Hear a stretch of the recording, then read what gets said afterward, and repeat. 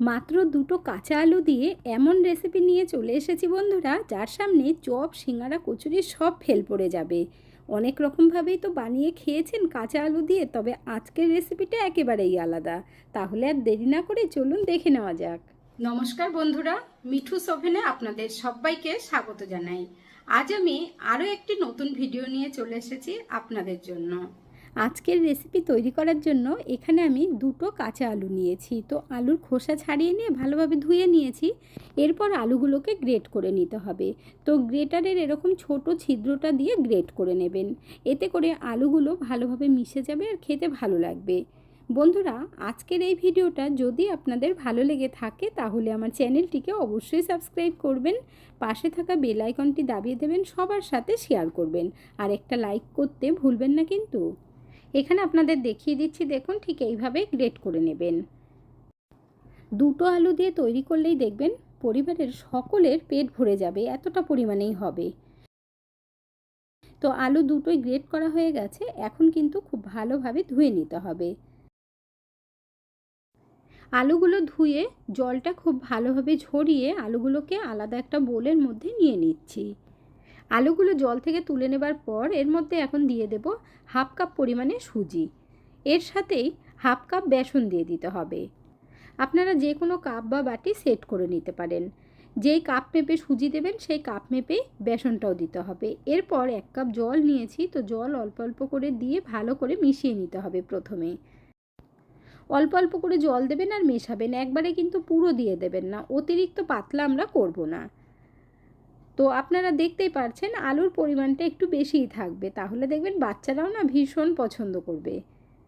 প্রথমে তো 1 কাপ দিয়ে মিশিয়ে নিয়েছিলাম, তারপর আরও হাফ কাপের থেকে একটু কম নিয়েছিলাম।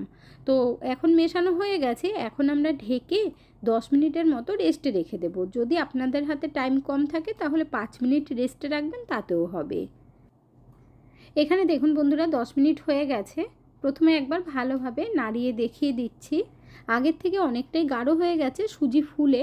তো এখন এর মধ্যে আর একটু জল দিয়ে দেব। জলটা দিয়ে ভালোভাবে আবারও মিশিয়ে নিতে হবে। এখানে আপনাদের দেখিয়ে দিচ্ছি, দেখুন বন্ধুরা, এই রকমভাবেই তৈরি করতে হবে। অতিরিক্ত গাঢ়ও করবেন না, আবার অতিরিক্ত পাতলাও করবেন না। এর মধ্যে এখন হাতের কাছে থাকা সামান্য একটু মশলা দিয়ে দেব। তো প্রথমেই যেহেতু এটা বেসনের তৈরি, সুজি আছে বেসন আছে, তার জন্য এর মধ্যে জোয়ান দিয়ে দিলাম হাফ টিস্পুন, আর গোলমরিচের গুঁড়ো দিয়েছি, চিলি ফ্লেক্স দিয়েছি। এখন দিয়ে দিচ্ছি চাট মশলা। তো তারপর দিয়ে দেবো গরম মশলার গুঁড়ো। চিলি ফ্লেক্সটা হাফ টিস্পুন দিয়েছি আর চাট মশলাও হাফ টিস্পুন দিয়েছি। তো আপনারা যদি চিলি ফ্লেক্স না দিতে চান তাহলে কাঁচা লঙ্কা অ্যাড করতে পারেন। এখানে দেখুন খুব ভালোভাবে মিশিয়ে নিয়েছি। এর মধ্যে এখন দিয়ে দেব স্বাদ মতো নুন। এর মধ্যে এখন একটা কাঁচা লঙ্কা দিয়ে দেব, আর তারপরে বেশি করে একটু ধনেপাতা দেব। এতে করে খেতে ভীষণ ভালো লাগবে। আর তার সাথেই হাফ ইঞ্চি আদা গ্রেট করে রেখেছিলাম দিয়ে দিচ্ছি। এর মধ্যে কিন্তু পেঁয়াজ দেওয়া যাবে না, নিরামিষভাবেই তৈরি করবেন, তা সকলেই খেতে পারবেন। এখন সব কিছু খুব ভালোভাবে আবারও মিক্স করে নেব। দেখুন কত সুন্দরভাবে তৈরি হয়ে গেল। বানানো কিন্তু ভীষণ ইজি, যেটা দেখার পর আপনারা বানাতে পারবেন সাথে সাথেই। এখন আমরা চলে যাব গ্যাসের কাছে। গ্যাসের ওপর একটা ফ্রাই প্যান বসিয়ে দিয়ে এর মধ্যে 1 চামচ মতো তেল দিয়ে দেব। তেল গরম হবার পর দিয়ে দিতে হবে হাফ টিস্পুন গোটা জিরে আর হাফ টিস্পুন সর্ষে। এরপর সর্ষে আর জিরে একটু লাল করে নিয়ে ভালোভাবে ছড়িয়ে দিতে হবে। তারপর তৈরি করে রাখা ব্যাটার দিয়ে দেবো, তবে দেওয়ার আগে ভালোভাবে একটু মিশিয়ে নেবেন। সুজিটা যেহেতু নিচে বসে যায় সেই জন্য। বানানো ভীষণ সহজ, সেটা আপনারা দেখেই বুঝতে পারছেন।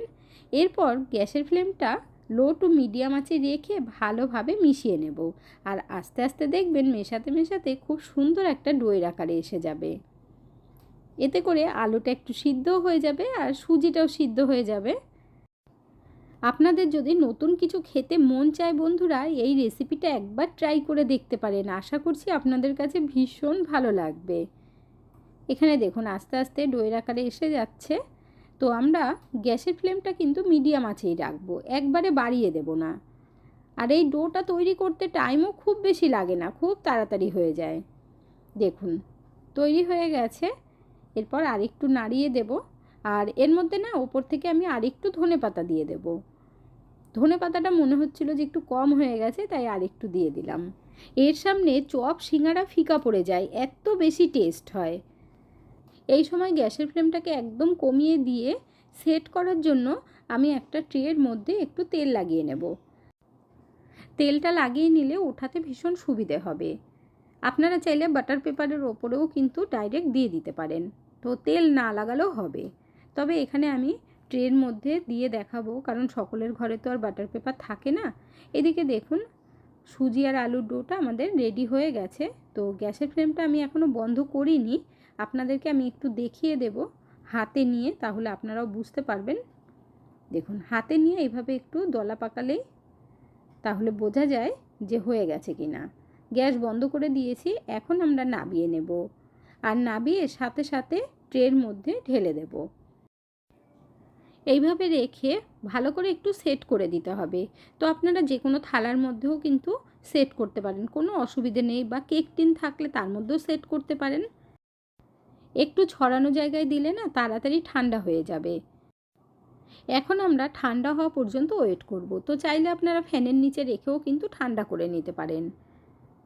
এখানে দেখুন বন্ধুরা ঠান্ডা হয়ে গেছে, হাত দিয়ে একটু দেখিয়ে দিচ্ছি, আর শক্ত হয়ে গেছে।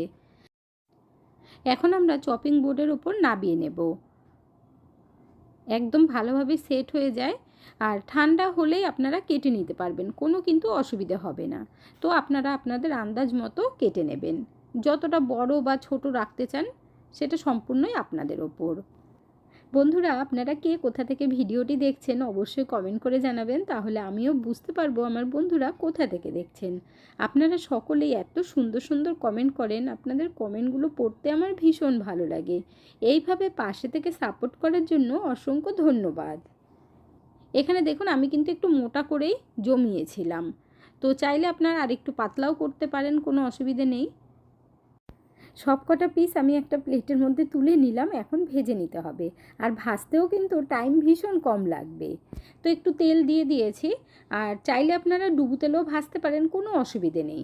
ভাজার সময় এগুলো ভেঙেও যাবে না, কোনো রকম প্রবলেম হবে না।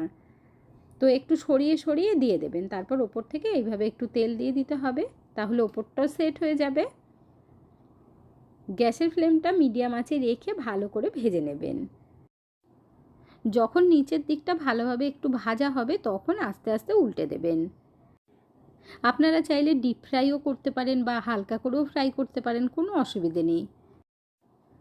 আপনারা চাইলে কিন্তু আবার 2 চামচ তেল দিয়েও ভাজতে পারেন, তাহলে কি হবে হালকা হালকা করে একটু সেঁকে নিতে হবে। তো খেতে কিন্তু খুবই ভালো লাগবে।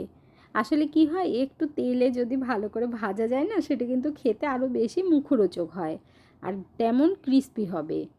এখানে দেখুন বেশ লাল লাল করে ভেজে নিয়েছি, আর দেখতে কত বেশি সুন্দর লাগছে। তো আপনারাও এইভাবে লাল লাল করে ভেজে নেবেন। যারা কম তেল পছন্দ করেন তারাও কিন্তু খেতে পারবেন। তো দেখুন ভাজা হয়ে গেছে, এখন আমি তুলে নিচ্ছি। আর এইরকম একটা স্ট্রেনারের মধ্যে তুলবেন, তাহলে এক্সট্রা তেলটা ঝরে যাবে। তেলটা ঝরিয়ে নিয়ে গরম গরম সার্ভ করে নেব। তো এইভাবে তৈরি করে নিলে দোকান থেকে চপ সিঙ্গারা কিনে আনতে হবে না।